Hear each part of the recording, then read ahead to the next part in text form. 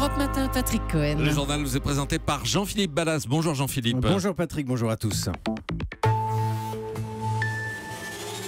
Emmanuel Macron à l'épreuve de la rue. Première manifestation de son quinquennat aujourd'hui contre la réforme du Code du travail. Et déjà des blocages, notamment à Paris, avec les forains. Bouchons monstres, nous serons en direct dans un instant.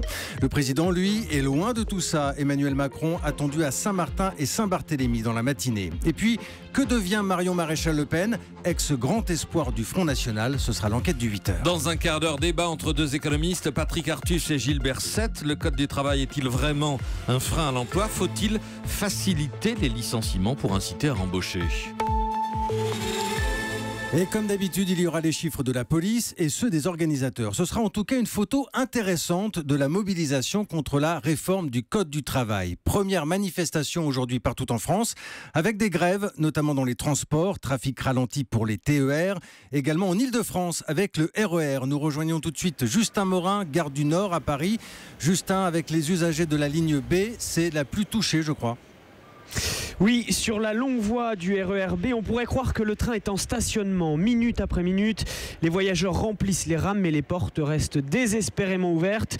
Toufik, bagagiste à l'aéroport Roissy-Charles de Gaulle, reste à l'entrée et observe les panneaux d'affichage. Il n'y a pas de transport pour aller au boulot, c'est la galère. On est bloqué à la gare du Nord, ça fait au moins une demi-heure. C'est trop. Des lève-tôt comme lui, j'en ai croisé plusieurs sur les quais il y a un peu plus d'une heure et demie maintenant.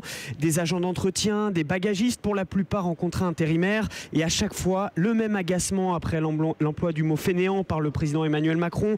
La même inquiétude aussi concernant la réforme du Code du travail.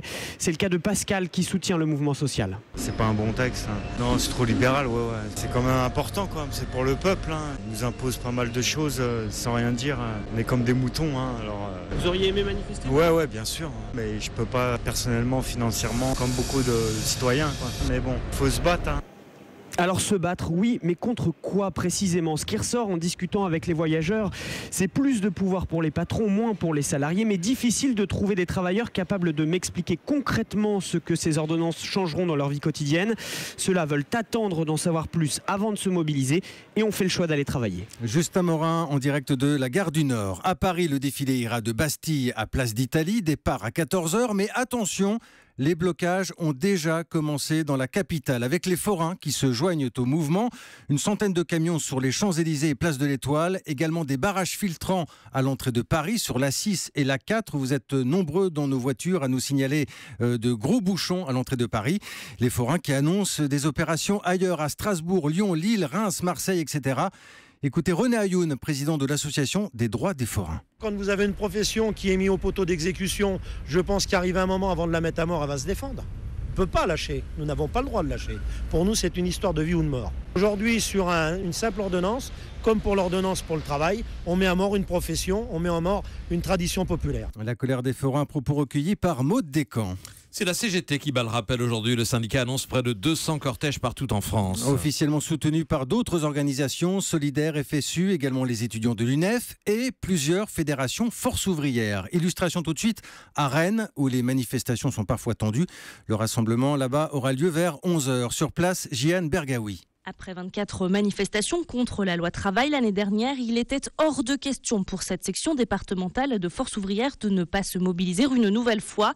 Et les appels de Jean-Claude Mailly à rester en retrait n'y ont rien changé, explique Fabrice Lerestif, le secrétaire général de FO Ille-et-Vilaine. Ce qu'on disait avant sur la loi travail, on continue de le dire, c'est 10 fois pire. Mon assemblée générale, mes adhérents, mes délégués syndicaux ont tous dit on y va. Et je constate que Jean-Claude m'avait dit qu'on était quelques unions départementales, quelques grognons râleurs, mais au final, c'est plus de la moitié des structures qui seront dans la rue. À Rennes, les dernières manifestations avaient dégénéré. Elles s'étaient soldées par des scènes de violence dans les rues.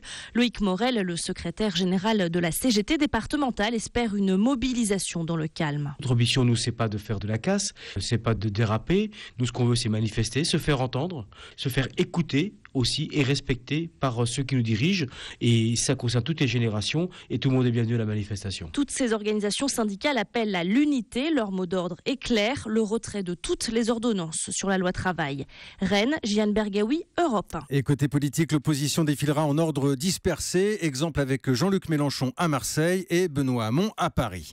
Gageons qu'il y aura certainement des pancartes avec le mot « fainéant » dans les cortèges. En tout cas, Emmanuel Macron ne regrette absolument pas l'utilisation de ce mot.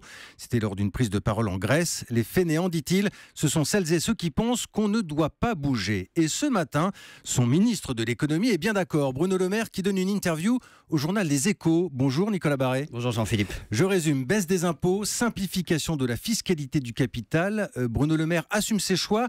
Il veut, dit-il, récompenser ceux qui prennent des risques. Oui, voilà, certains y verront peut-être une provocation le jour où la CGT appelle à manifester, mais le ministre de l'économie et des finances assume, droit dans ses bottes. Sortons de cette idéologie nuisible qui consiste à surtaxer le capital, dit-il, idéologie qui prive les entreprises de financement dont elles ont besoin, d'où la suppression de l'ISF sauf pour l'immobilier, d'où la taxation des revenus du capital à un taux unique de 30%. Il y avait un doute, 30-31%, ce sera finalement 30%, ça a été arbitré hier soir. Alors 30% contre combien aujourd'hui ? Contre près du double, près de 60% pour les contribuables les plus aisés, ce qui est très supérieur au taux pratiqué chez nos voisins. En Italie et en Allemagne, on est déjà autour de 30%, donc c'est un choix fort pour revenir dans la moyenne avec un objectif affiché, favoriser en effet ceux qui ont de l'épargne et qui investissent dans des actions d'entreprise. On sait que le capital des entreprises françaises est de moins en moins français, il est pour plus de la moitié détenu par des étrangers dans le cas des plus grandes. Il s'agit d'inverser ce mouvement, ce prélèvement forfaitaire unique coûtera quand même entre 1 et 1,5 milliard d'euros à l'État, selon Bruno Le Maire. C'est le prix de ce qu'il appelle la transformation culturelle en faveur de la création de richesse. Là encore, il assume, même si ça doit avoir un coût politique. L'éclairage de Nicolas Barret, directeur du journal Les Échos. On évoquait Emmanuel Macron à l'instant, il sera loin des manifs aujourd'hui. Le président est attendu aux Antilles. Arrivée prévue à Pointe-à-Pitre en fin de matinée, hors de Paris, avant de se rendre à Saint-Martin puis Saint-Barthélemy. Une visite pour tenter de rassurer les victimes de l'ouragan Irma. Le gouvernement aujourd'hui veut montrer du concret. Un grand centre de soins a été mis en place sous tente en attendant que les hôpitaux fonctionnent à nouveau. C'est vrai que là-bas, les besoins sont considérables. Xavier Yvon a suivi un médecin en tournée à Saint-Martin. Reportage. À 6h du matin, le docteur Merlet commence sa journée en jouant les garagistes. J'essaye de siphonner des voitures parce que j'ai pas d'essence. Son cabinet est détruit, alors Doc, comme on l'appelle ici, sillonne son secteur au volant de sa voiture transformée en pharmacie roulante. Blouse bleue et stéthoscope autour du cou pour être bien identifié. Il s'arrête à Sandy Grounds, quartier sensible dévasté, où il est le seul à rentrer. Une tension de jeune fille. C'est une dame qui est paraplégique. Vous voulez rester ? Oui. Et vous partez ? Oh bah non. Non, il ne part pas, Doc. Il a évacué sa famille, mais lui reste, zigzagant entre les gravats, alpagué par les habitants. Il va voir un bébé avec des boutons, une vieille femme qui tousse ou cette gamine qui saigne du nez. Malheureusement, on m'a volé mon matériel, donc j'ai pas de truc pour regarder dans les narines. Mais dès que je trouve quelque chose, je repasse pour regarder. Le matériel et les médicaments nerfs de la guerre. Pour en trouver, direction l'une des pharmacies de Lille, pillée comme toutes les autres. On retrouve des médicaments qui peuvent être utilisés mais qui sont éparpillés par terre. Je cherche du Valsartan 160. Il en reste. Fin de journée au bord de la route pour le docteur Merlet. Derrière son coffre ouvert, il distribue les médicaments. Moi j'ai plus rien, mais tout ce que je fais c'est gratuit. Si j'ai à donner 3 mois à 16 heures par jour gratuitement, je le fais. Avant Irma, le docteur Merlet pratiquait la médecine de campagne. Aujourd'hui, il fait de la médecine de ruine. Saint-Martin, Xavier Yvon, Europe 1. 8h10, Patrick Cohen. La suite du journal Jean-Philippe Ballas avec le cas Marion Maréchal Le Pen. Grande absente de cette rentrée politique. Ex-Benjamine de l'Assemblée, elle avait 22 ans, mais depuis les dernières législatives, plus rien, plus de son, plus d'images. Que devient Marion Maréchal Le Pen ? C'est l'enquête du 8h. Bonjour Maxence Lambrec. Bonjour. Vous avez croisé Marion Maréchal Le Pen il y a quelques jours. Certains l'annonçaient en Afrique avec une toute nouvelle vie. Finalement, vous nous dites qu'elle s'installe près de Paris. Et elle vient d'emménager du côté de Saint-Cloud, dans l'ouest parisien. Et elle vient de suivre des formations en anglais et comptabilité-gestion. Pourquoi ? Pour intégrer une entreprise parisienne comme cadre supérieur, avec à la clé quelques missions à l'étranger. Rien n'est encore signé, alors elle n'a pas voulu m'en dire davantage. Alors, c'est vrai qu'on est loin de la politique. On pense forcément aussi à Marine Le Pen. L'état des relations entre les deux aujourd'hui, c'est quoi ? Fini la politique avec sa tante. Elle n'en parle plus ensemble et ça facilite les relations, confie un proche. Quant à son grand-père, elle fait en sorte de ne plus le croiser alors qu'elle se rend souvent à Montretout dans le domaine familial. Sa mère est au 2e étage, Jean-Marie Le Pen au 1er. Alors selon l'expression consacrée, on dit que la politique c'est une drogue. Est-ce que Marion Maréchal Le Pen a décroché, Maxence ? En apparence, oui. Elle assure avoir coupé les ponts avec tous les cadres du FN. Je me suis rendu compte à quel point les gens se moquent de la politique, me dit-elle. Et il n'empêche qu'elle continue de suivre les discours. Celui de Laurent Wauquiez à Château-Renard, par exemple. Elle y a vu du sous Sarkozy.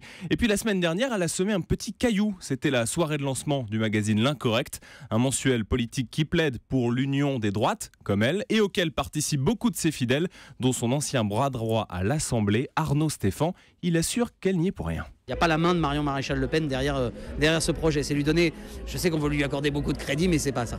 On ne part pas en politique au mois de juin pour réapparaître au mois de septembre en disant « Ah, ça y est, j'ai fait une pause, me revoilà dans le jeu politique ». Non. Marion a quitté la politique. Il n'est pas question pour l'instant qu'elle revienne. Elle dit pour l'instant. Il dit pour l'instant. Pour l'instant, cette phrase se termine en l'air comme si l'histoire n'était pas finie.